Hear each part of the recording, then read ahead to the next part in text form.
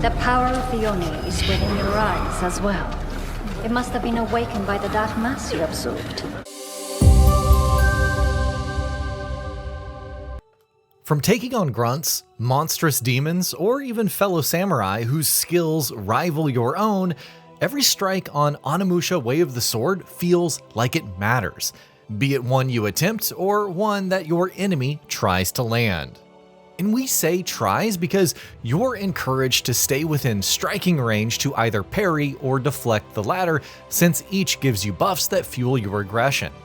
It's a heady mix that has you pulling off superhuman feats with style, or failing so spectacularly that you can't help but grin and take the loss.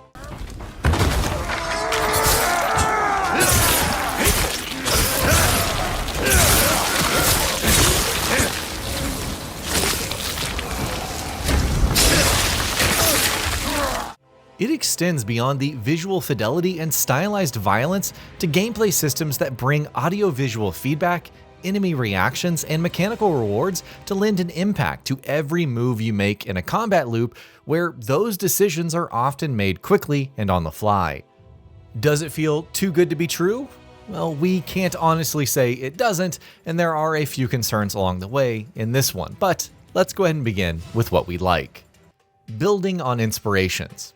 It's easy to compare anything with a good parry system to Sekiro and fail to see unique additions that it brings to the table. Beast of Reincarnation's facing the same situation, but Way of the Sword is certainly a lot more than a parry-based combat loop. It's one where your blocking technique could set up the next few moves in a fluid combo that you build on the fly, responding to your enemies with speed and precision. You could opt to just block and attack and get some basic protection against a light attack, or try to parry that attack to create an opening for some serious damage, thanks to Musashi's sword getting a temporary damage buff when you pull one off. Deflect that attack and you're directly draining your enemy's stamina, slowly chipping away at their composure before you open them up for devastating finishing blows. Of course, Is encounters are where you risk it all, allowing you to get in some devastating damage at the cost of a very tight timing window that needs you to know precisely when to use it in a tough fight. We often found ourselves saving them for the very last chunk of a hard encounter, bringing it out as a means to ensure victory that might have otherwise been out of reach. But their presence, amid all of the other options you have at your disposal in response to any enemy taking a swing at you, is quite exciting and a great way of using defense more creatively than just waiting for the right moment to parry. Of course, the shared health and stamina system is another parallel that does work similarly, making each fight into a personal duel where Musashi wears a foe down to unleash a break Isen. Of course, he's also vulnerable to low stamina, so you're on your guard, strategically using your defensive options in an approach where you're encouraged to take the fight to your enemies, but use each blow to your advantage no matter who among you is throwing it. That's a combat loop that immediately differentiates itself while being immensely challenging and satisfying. Just the moment where the dramatic pause and camera angle accompany a well-executed break Isen is a reward on its own, but the standard counter's high risk, high reward potential in a fight made it so darn rewarding to execute correctly. It made reading enemy attacks and responding to them become a natural part of how we were approaching combat encounters, the mechanic helping to bring the other systems into the loop with ease. It's encouraged defensive mastery by being a defining part of the series since Warlords after all. So if you're the type who likes to stand their ground and repel attacks instead of constantly striking and retreating, well, this one's an absolute treat. It's in how a good defense that blends parries and reflex directly feeds your offense, making Musashi a very dangerous protagonist once you allow him to read his enemy moves and respond accordingly. Defensive moves, when managed correctly, could leave you with a damage buff facing an enemy who is totally open to your most devastating attacks. Of course, that's as good of a place as any to throw in Oni powers, which use absorbed souls to power attacks that break through enemy defenses, or ones that add explosive movements that you could then use to great effect. Now, of course, even downing an enemy leaves you with ways to control the next few moments of a fight, giving you a choice of where to strike for more damage or extra health or souls. It's a system where the fight happens in your hands and in your mind, and it's a loving interpretation of a samurai using a demonic arm to survive intense battles. However, it is time for us to dive into those concerns that we mentioned earlier.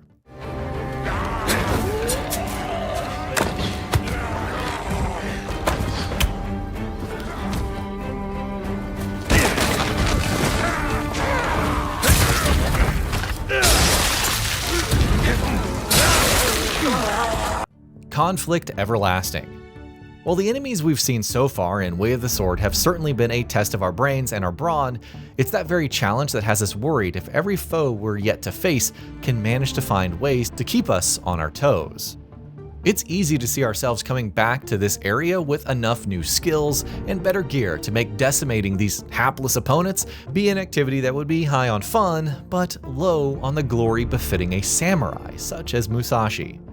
In an ironic twist of fate that the franchise is no stranger to, it's the enemies Musashi is scheduled to mow down who are going to determine just how much of his character's skills blossom as the adventure wears on. They're going to have to force him to use every tool at his disposal, pushing him into desperate encounters where even a single miscalculation or a case of bad timing can shift the favor of a fight in one direction or the other. We've already seen a foe wielding a weapon that grows more powerful the more of Musashi's blood that it tastes. And having such a foe in what's likely an early section of the game indicates that there are other ways that our hero's foes are going to try messing with his groove. But it could also mean that there isn't too much variation in boss mechanics, with each one affecting one crucial system or the other in ways that might quickly become predictable. Indeed, predictability is probably the enemy we'd say poses the biggest threats in Musashi's fights.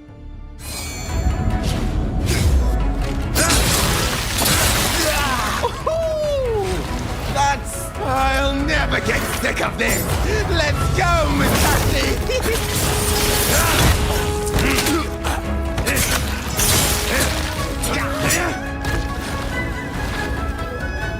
Every instance of a drawn blade often felt like it could end badly, and we worry whether enough upgrades are going to deepen the mechanics instead of overpowering the challenge that's on offer.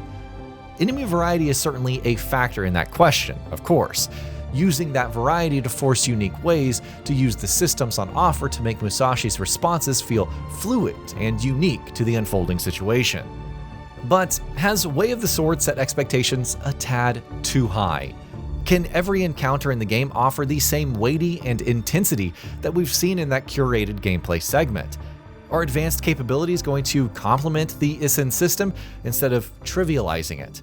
We're going to have to wait and see if the full release is able to give us satisfactory answers to those questions, but of course, what we have seen is evidence that there is certainly a lot of potential on offer. Way of the Sword seems to recognize that it doesn't need to have the largest moveset of 2026, overwhelming players with combos to learn and forget while they rely on the basics on easy difficulties to experience the story. Instead, it expands the utility of a focused set of actions, making each outcome you're aiming for feel earned, distinct, consequential, and, maybe most of all, spectacular. Your every move strengthens your blade, upsets your enemy's balance, or takes a bold risk for the ultimate payoff.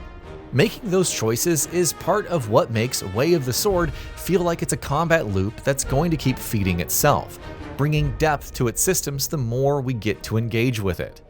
Something this good does come of crashing and burning because it flew too close to the sun, but if it's able to sustain itself at the lofty heights the slice of it that we've seen manages, this upcoming title could reawaken a dormant franchise in a year where it's already dropped some legitimate hits.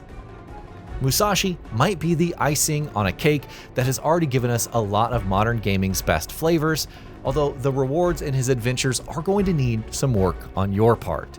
We believe it's all going to be worth it though, and that Way of the Sword is going to stand out despite Phantom Blade Zero, Beast of Reincarnation, and Mortal Shell 2 putting up a competitive fight.